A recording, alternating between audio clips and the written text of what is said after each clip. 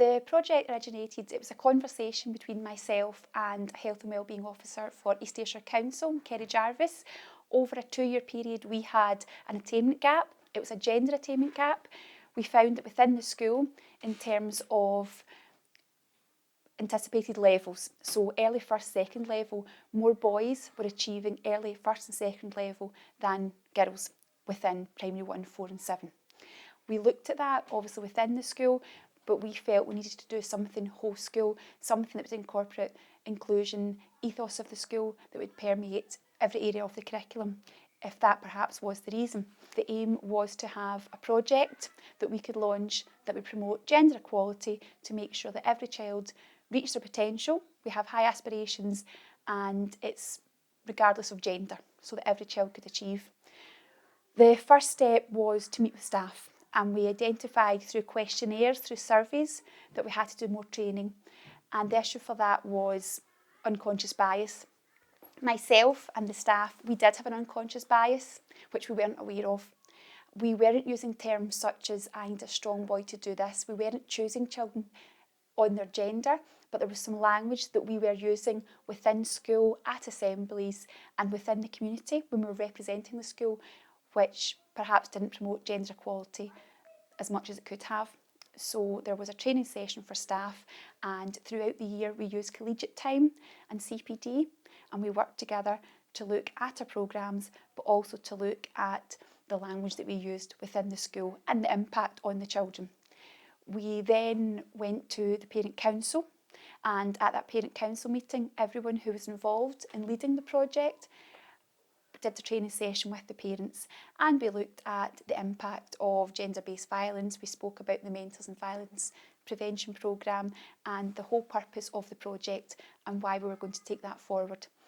We then had Kerry coming into school to deliver some lessons, and from those lessons we pulled out and we listed pupil comments for areas of improvement, areas we had to look at.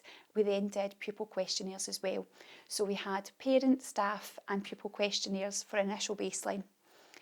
We then implemented some lessons within the school at all levels, incorporating the nursery environment as well. The main champions of the project were the Gender 10 Committee. Now the Gender 10 Committee, it was a group of children. They came up with their own name because there were 10 of them and they wanted to be the Gender 10.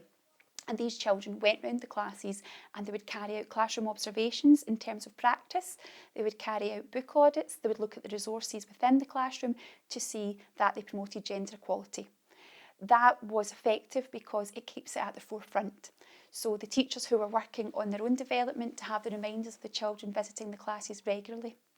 To keep the momentum and to keep that at the forefront, there was a member of staff provided to us from the NHS who came in on a Friday. So at committee time, when the children are in their leadership groups, the Gender 10 Committee got together with this colleague and discussed activities they could do whole school by visiting classes and by pulling out groups of children. For example, towards Christmas time last year, the children did a survey and an activity based on stereotypical toys for males and females and captured the views of the children within the school and just shared that message that children can play with whatever they're comfortable with, and we looked at colours and we looked at the different toys. Moving onwards now, it was a softly approach initially, but we feel when it comes to choosing master classes, for example, STEM activities, digital activities, cooking, dance, children are choosing different options. It might be because of the project, that could be the impact, but we have got data to show the uptake in these clubs. It's changing since the project initially started. So it's an ongoing journey.